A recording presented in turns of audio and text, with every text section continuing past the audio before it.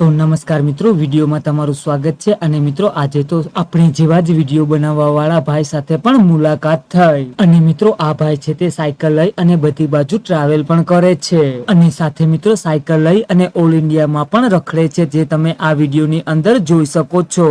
અને મિત્રો અવનવી જગ્યાઓના વિડીયો બનાવી અને અલગ અલગ પ્લેટફોર્મ ઉપર આ ભાઈ છે તે વિડીયો પણ અપલોડ કરે છે। અને સાથે મિત્રો આ ભાઈ સાથે આજે મુલાકાત પણ થઈ અને તેને ઘણા બધા માસલાઓ પણ બતાવ્યા અને માસલાઓના કેવા કેવા નામ છે તે બધું જ એ ભાઈને પણ આપણે કીધું। અને મિત્રો તમે જોઈ શકો છો કે અત્યારે તે રિક્ષાનો વિડીયો પણ શૂટ કરી રહ્યો છે।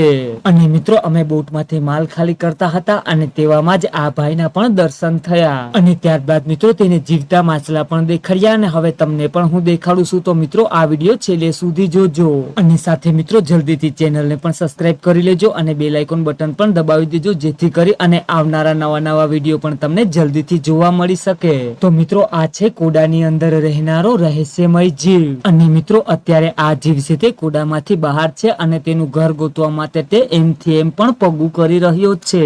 અને મિત્રો આમદોર પર તો આ પ્રજાતિ છે તે કળેસલા જેવી જ હોય છે, પરંતુ કળેસલાથી કાફી અલગ પડે છે, કારણ કે મિત્રો કળેસલાની અંદર બે આંગા હોય છે અને આની અંદર એક જ આંગો છે, જે તમે પકડ જેવો પણ જોઈ શકો છો। અને મિત્રો તમે દરિયાની કાંઠે કદાચ જોયું હોય તો આ જીવ છે તે દરિયાની કાંઠે પણ ઘણી બધી પ્રકારમાં જોવા મળે છે।